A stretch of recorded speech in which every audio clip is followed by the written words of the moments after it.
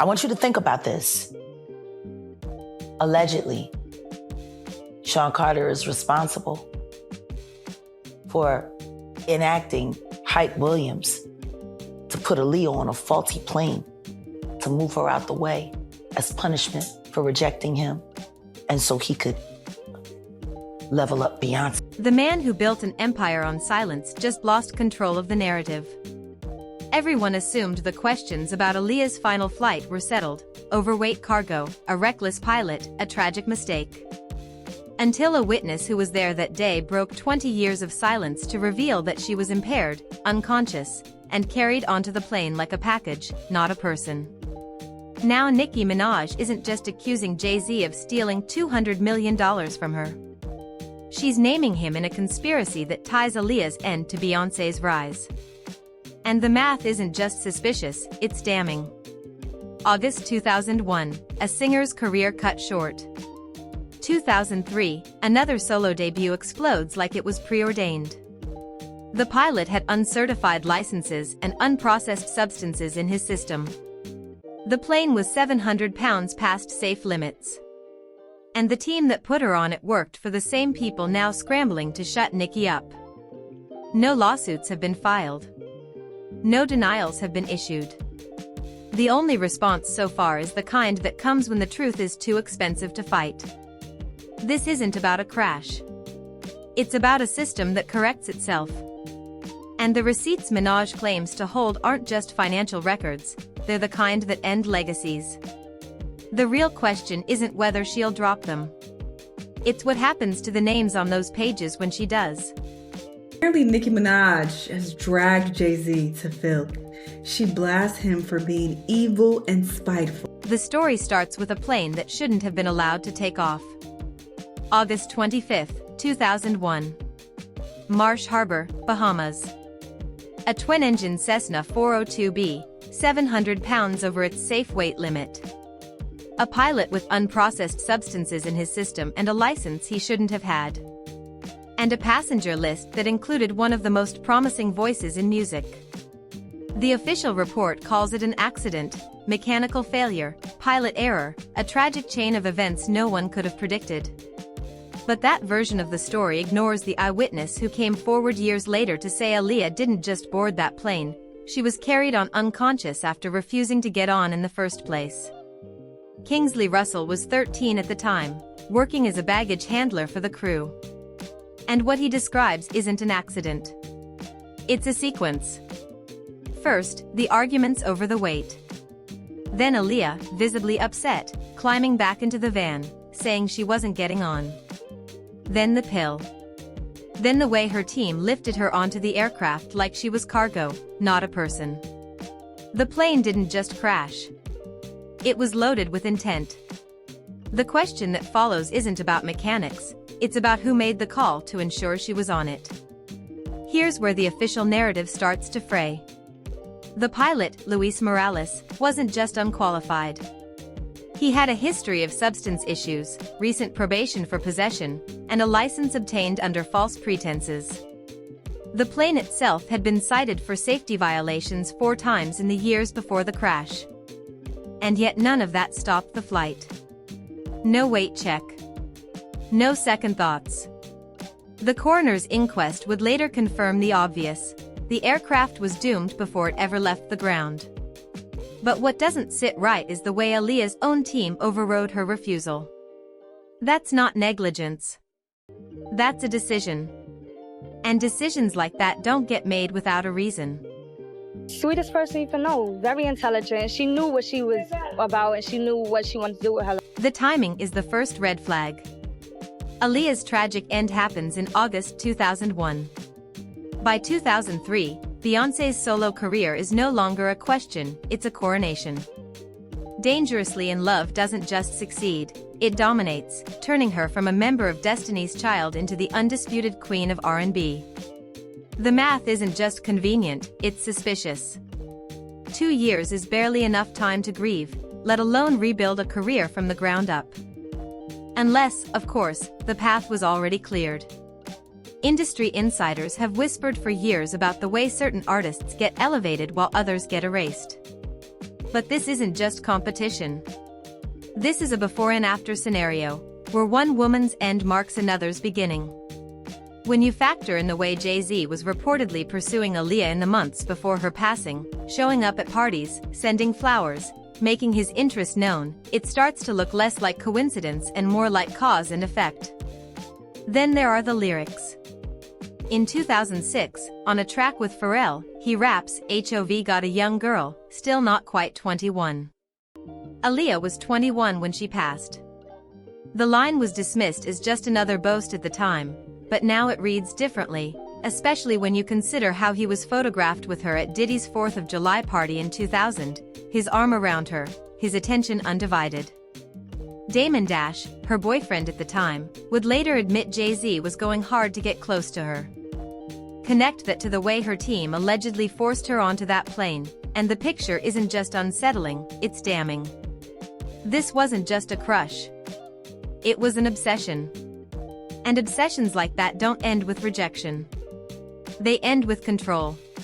So tell me about your relationship with Beyonce, because she's on a track here. You know, everybody asks me that. Well, then I should know. The financial angle is where things get even messier. Nicki Minaj's public feud with Jay-Z isn't new, but the way she's framing it now is different. She isn't just accusing him of owing her $200 million from the title sale, she's implying that the missing funds are part of a larger pattern of silencing people who get too close to the truth. The way she phrases it, about sacrificing people to gain and maintain power, isn't just metaphor.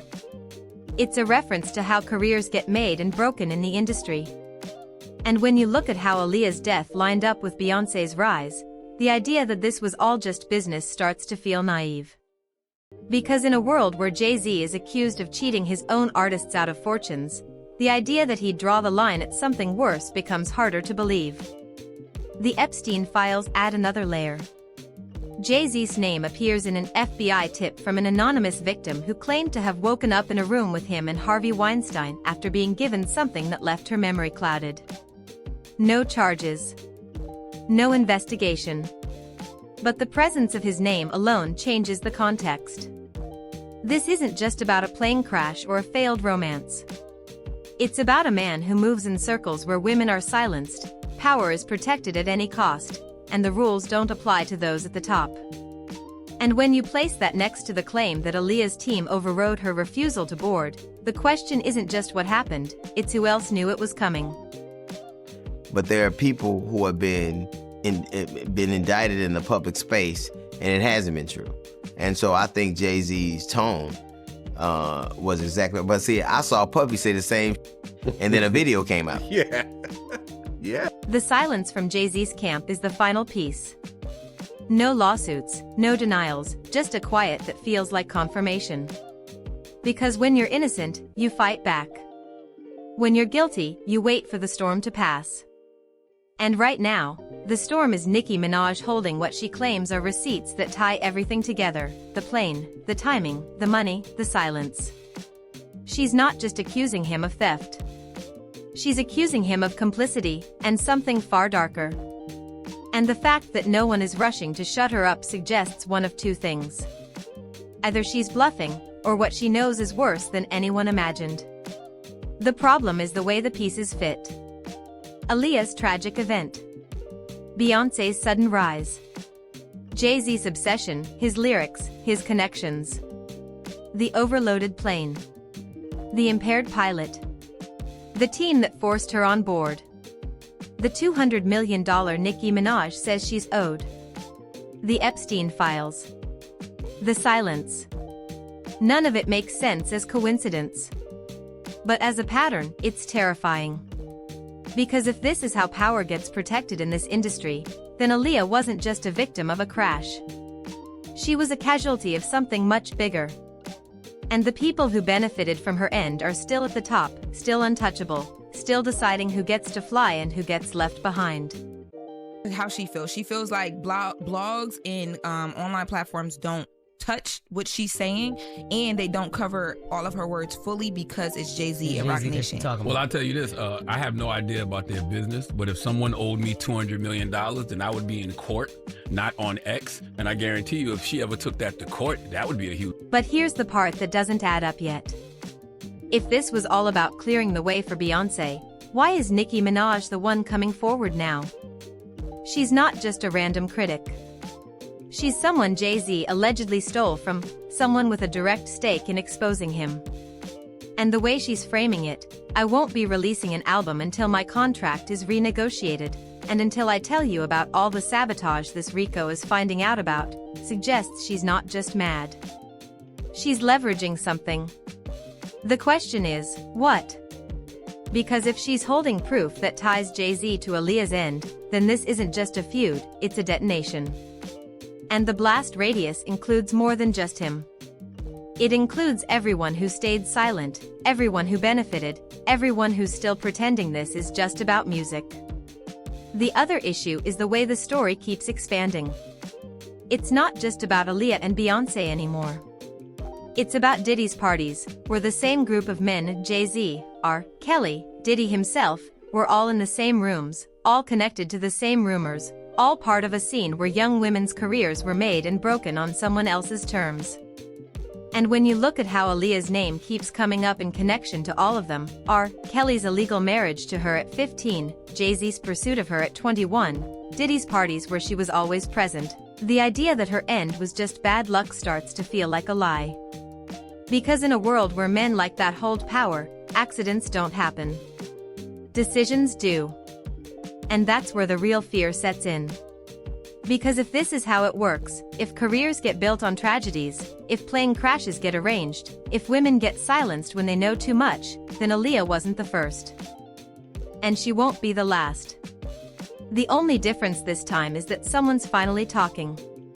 And if Nicki Minaj's receipts are real, then the people who thought they got away with it are about to learn the hard way. The past doesn't stay buried forever, especially not when the graves are this shallow.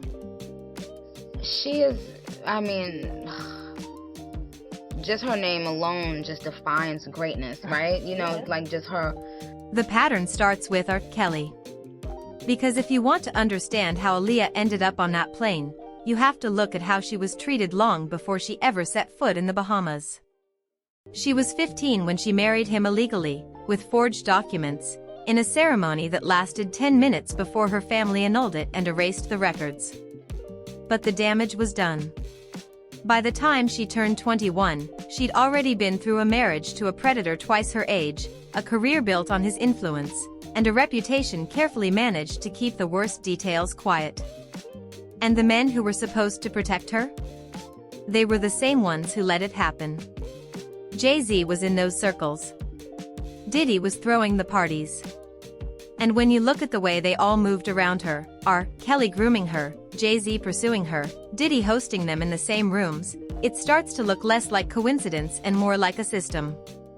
One where young women get used up and then replaced when they're no longer useful, or, in Aaliyah's case, when they become a liability. The real question is what she knew by the end. Because by 2001, she wasn't just a singer.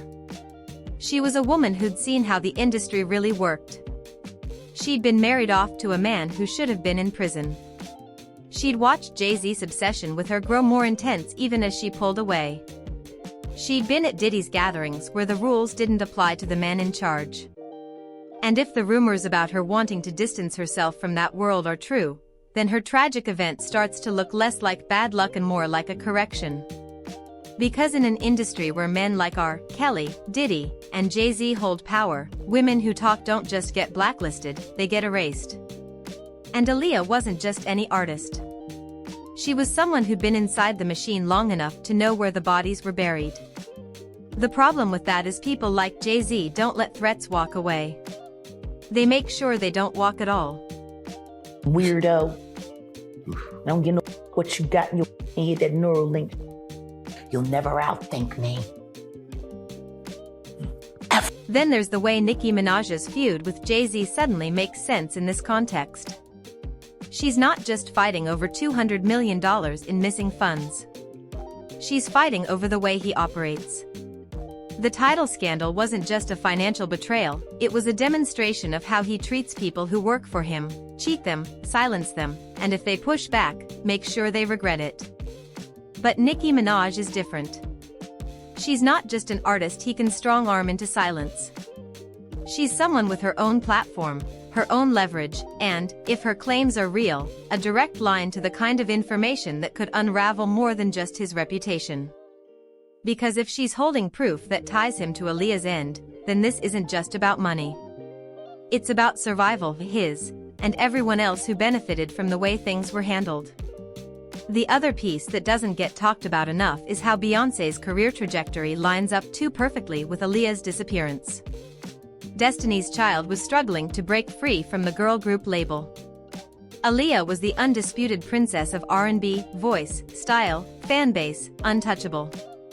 And then suddenly, she wasn't there anymore.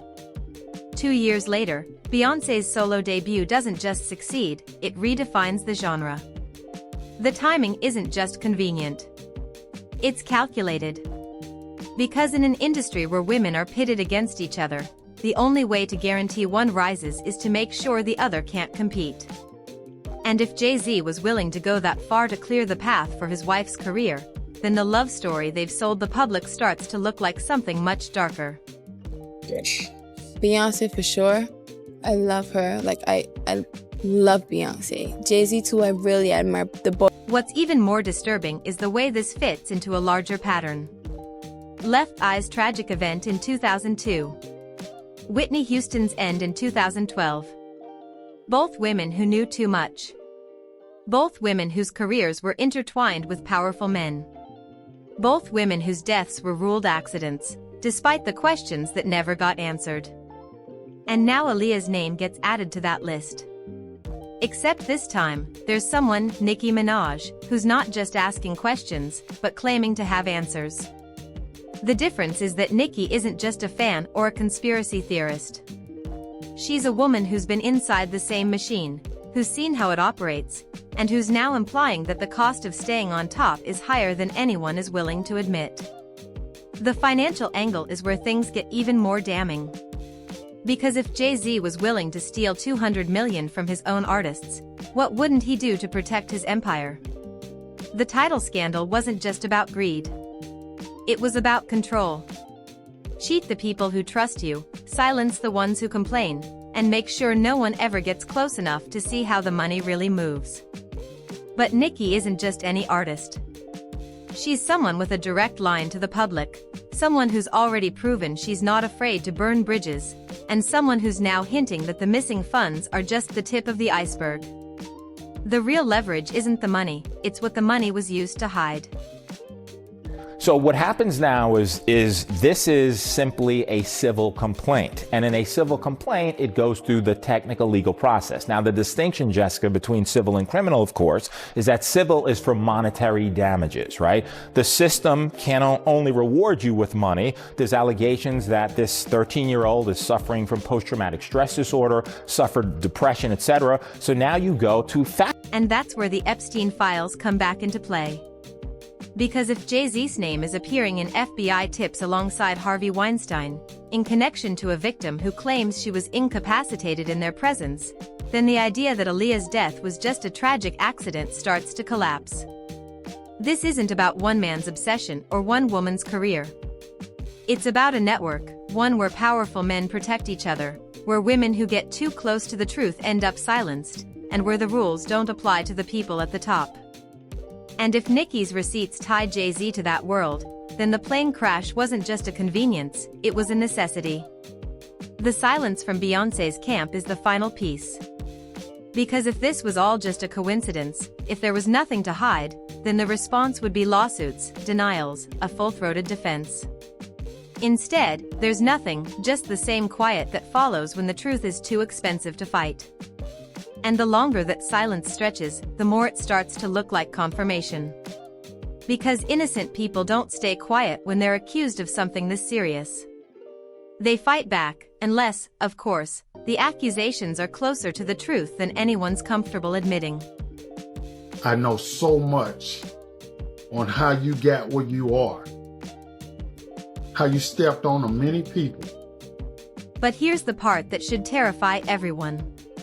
If this is how it works, if careers really are built on tragedies and plane crashes get arranged when someone becomes inconvenient, then Aaliyah wasn't the exception. She was the rule. And the only reason we're hearing about it now is because Nicki is in a position where she's got nothing left to lose. Because when you've already been cheated, silenced, and pushed to the edge, the only thing left to do is pull everyone else down with you. The question isn't whether she's telling the truth. It's what happens to the people she's naming when the public realizes she might be right. The other issue is the way the industry has already started to react. No one's rushing to defend Jay-Z.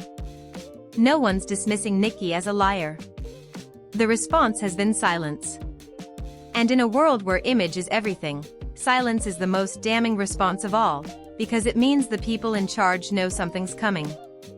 And if they're not fighting back, it's not because they're innocent. It's because they're preparing for the fallout. Because when the receipts drop, and at this point, it's a question of when, not if, the names on those pages aren't just going to be embarrassed. They're going to be finished. After they are done with Diddy, Jay-Z is up next to be exposed. And that's the real story here. It's not about a plane crash, a feud, or even the money. It's about the moment when the people who thought they were untouchable realize the ground is shifting beneath them. Because if Nicki is right, if Aaliyah's death really was arranged to clear the way for someone else's rise, then this isn't just a scandal. It's an exposure. And the people who've spent years pretending they're above the rules are about to learn the hard way. No amount of power can outrun the truth forever, especially not when the graves are this fresh. So here's where we leave it. Because the story isn't over, it's just getting started. If Nicki's claims are real, then the music industry's darkest secret isn't just about one tragic event. It's about a system that's been operating in plain sight, where careers get built on other people's endings, where plane crashes aren't accidents, and where the people at the top stay there by making sure no one else can climb up behind them. And if that's the case, then the real question isn't about Aaliyah, Beyoncé, or even Jay-Z. It's about who's next. Because in a world where this is how power gets protected, no one's safe, not the artists, not the fans, not even the people who think they're in control. Now it's your turn. Do you think Nicki is bluffing, or does she actually have the proof that could bring this all down? Is Beyoncé's career really built on something this dark, or is this just another conspiracy theory run wild? And if Jay-Z really is connected to the kind of circles the Epstein files suggest, how many other names are about to get pulled into this? Drop your thoughts below, because this is the kind of story that doesn't end with an article. It ends with consequences. And we're all about to see what those look like. Stay tuned. This isn't over. Not by a long shot.